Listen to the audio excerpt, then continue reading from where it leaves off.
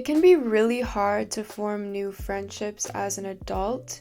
It's just something that I think a lot of people struggle with, myself included. And not having friends as an adult, not having close friendships, is so hard and so destructive to our overall health and well-being. We need friends. We need people that we can lean on and get support from, get advice from, and just experience life with. So I wanted to touch on this topic today because I think many adults struggle with forming friendships, new friendships, and that takes a huge toll on their mental health, and it's a recipe for a very unhappy life because we need community. We thrive in community. So I wanted to talk about that and talk about my personal experience with it and some tips, some things that have helped me formulate new friendships as an adult and that I think could really help other people as well. So in my personal experience, I had friends when I was younger, and through high school I had some really close friends. And then once I was out of high school, I entered into a relationship with a man and kind of just lost myself in his life. I still had friends, but I was very much living his life with him in a sense, and that's the habit that I formed for myself.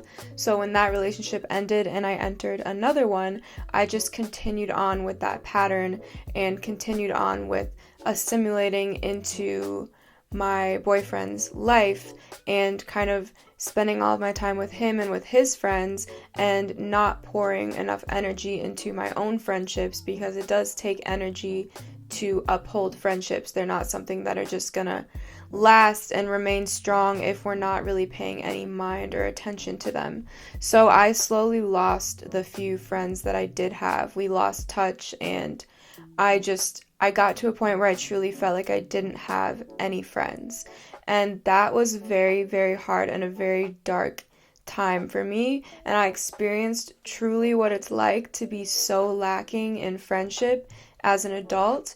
And it was very scary because my mental health deteriorated very quickly as a result of that. And although I had my boyfriend, who was great and who was a sense of support and someone to spend time with, he was only one person, and actually our relationship suffered because of this, because I expected him to complete me in all the ways necessary and to kind of fill the void that was there because of my lack of friends. And he couldn't do that because no one person can complete us in all these ways. It's very important for us to have several different relationships. I remember being in a therapy session at one point, and my therapist drew this chart, and she drew a triangle, and she drew the triangle upside down, so the pointed part was on the bottom.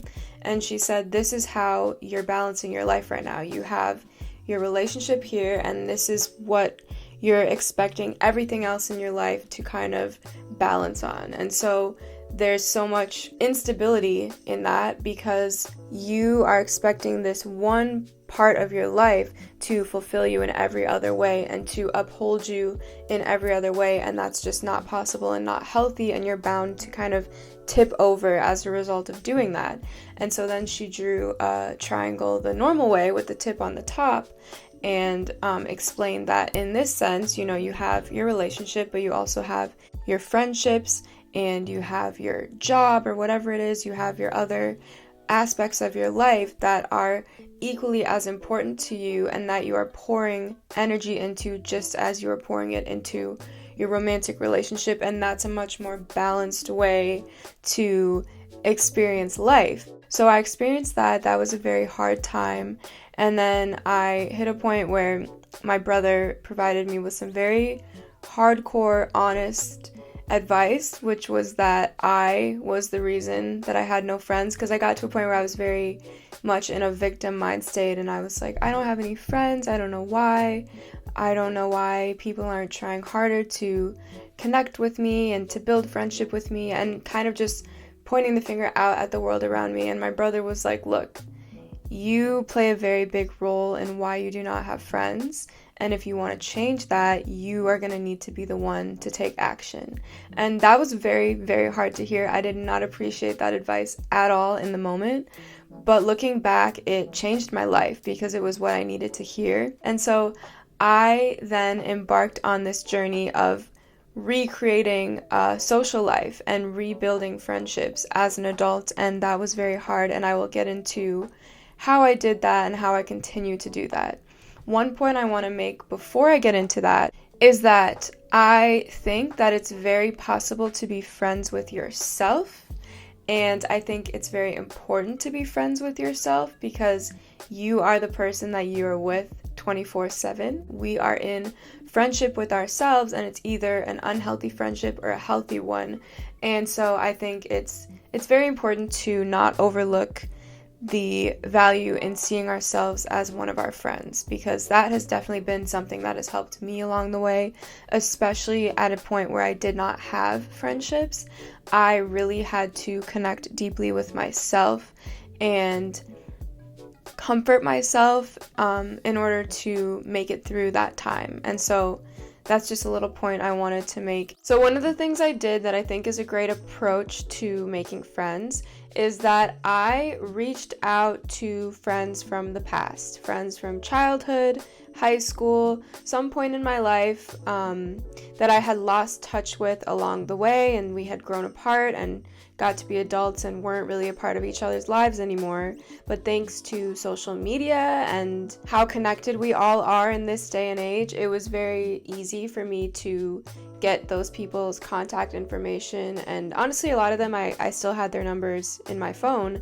And I just reached out to them and kind of just explained that I missed them and I would love to reconnect, get together, and see how things go. And so I did that with several friends from the past, and a couple of my close friends now are people from the past that I reconnected with. We all have people from the past that we have grown apart from, and as long as things didn't end in a horrible way and that person isn't a really bad person to welcome back into your life, I think it can be a really beautiful thing to reignite those relationships and see how things go and see if you're able to continue on a friendship in adulthood. So that's definitely something that has worked well for me. Another thing that I made a point to do was to reach out to people who were just acquaintances. So there were people that I had met through my ex-boyfriends, or even people on social media where, you know, I had never met them in real life, but somehow we followed each other and they posted something, or something about them made me feel inclined to try and spark up a conversation and see where it led, because I could tell that we had common interests and that this is someone that I could see myself potentially building a friendship with. So that is definitely something that I think is a go-to for me, because it's so easy to send someone a message on social media and the worst that can happen is they don't respond or they're not interested in hanging out with you, and that's really not that big of a deal, and that's a lot easier to take when you have the buffer of talking to them online versus face-to-face. So that's a tool I have used a lot in building friendships as an adult, because there are so many people online and it's quite easy, in my opinion, to strike up a conversation. I think it's all about taking that first step and starting the conversation, and a lot of the times that has gone really well for me, and I've formed some friendships that I really value solely off of sending a message to an acquaintance online or forming a deeper connection with someone that I had a very surface level connection with in the past. So that's a good tip, I think, as well. Something else that I have done a lot more recently is making a point to go out and do things alone. So, for example, I recently joined a belly dancing class and had never done anything like that before, and I joined it alone. I made a conscious decision to not get one of my friends involved and going with me, and I just went alone. And when you put yourself into situations like that, where you're taking a class or you're attending some sort of event, something where there's a community, a group of people, and you are in that space on your own, you feel more pressure to break out of your bubble and form connections with people. And so there's a lot more potential for friendships to form. So then some other ideas that I have not personally tried, but that I have heard good things about is Bumble friends. People make friends through Bumble. They have like a whole separate part of their app that's specifically for people to make friends. I have never tried that, but I think that would especially be useful if you are moving to a new part of the world and you don't already know people there. It's a lot more intimidating for sure when you don't have past friends, acquaintances, people that you already have some sort of connection with to go off of. When you don't have that, I think something like Bumble Friends would be very useful because there are a lot of other people on there who also are interested in making friends, and so you have that in common, if nothing else. And so I think that is something that has definitely worked for a lot of other people. Something that I want to do, really do want to do, is to go up to a new person in an environment that you're in often and already comfortable in. For me, that would be the gym. I go to the gym pretty much every day, and every time I go, I notice at least one or two people that I'm like, oh, that would maybe be a cool person to have a conversation with. And I know we both like to work out, so we have that in common. I find it a little more intimidating in the gym because I personally, when I'm working out, I like to kind of be in my own bubble, and I don't really like people interrupting my workout and bothering me. Although if someone does and we have a good conversation, it's fine, and I usually enjoy it. But I think I have that in the back of my mind is, oh, I don't want to interrupt this person's workout just to say like, oh, I like your shorts or something to try and form a connection. But I do think a lot of making friends is getting over that internal dialogue that's telling us that we shouldn't make that first move and that this person probably doesn't want to talk to us and that probably has friends and doesn't want a new friend and all of that. And I think it's very important to push that away and overcome that and just make the first move, because there's really not much that can go wrong. The worst case scenario is that they're not interested in trying to be friends, or maybe you aren't once you talk to them, and that's that, and you carry on and try to become friends with one of the other billions of people on this planet. And I recently was listening to a podcast. This woman was talking about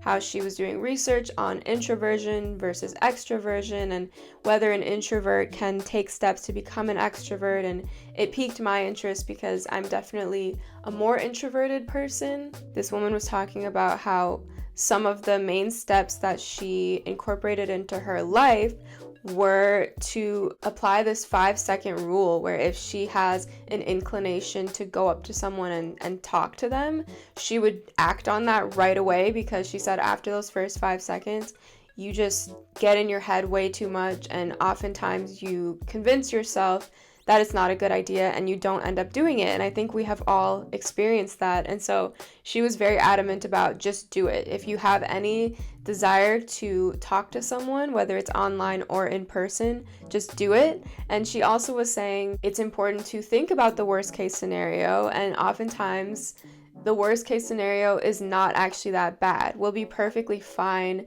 if someone ignores us or doesn't want to talk to us. We all have to experience, what's the word? I cannot think of the word I'm trying to say right now. We all have to experience that thing, and it's just not that big of a deal. And experiencing that, making the move and trying to become friends with someone and having it not work out for us is an important experience, because it shows us that that's going to happen sometimes and that we're perfectly okay when that happens. And it will lead to us being more comfortable doing the same thing in the future, because we've already experienced that and we know that it's not that big of a deal. So that was what I gathered from this podcast that I listened to, and I think it's very helpful information. And finally, something that I have experienced a bit in my own life and that I think is a really powerful way to make new friends is to travel alone. Take a trip by yourself, even if it's a short trip. You don't have to go all out and travel the world alone, although some people do that, and I'm sure it's amazing and they meet an insane amount of people. But traveling alone, doing anything alone, but I think especially traveling, there's something about being in an unfamiliar environment on your own. You're going to be in a position where you are wanting a sense of community and connection, and you're wanting to talk to some new people and find other people who are in a similar position as you, or people that you can share your experiences with. And so I think it's the perfect environment to form new connections, and this is definitely something I want to explore more in my own life. Thank you for watching this video and for bearing with me with my technical difficulties as I figure out how to use this microphone. I hope you enjoyed. I hope you got something out of it. Like and comment below if you feel inclined, and I will see you soon.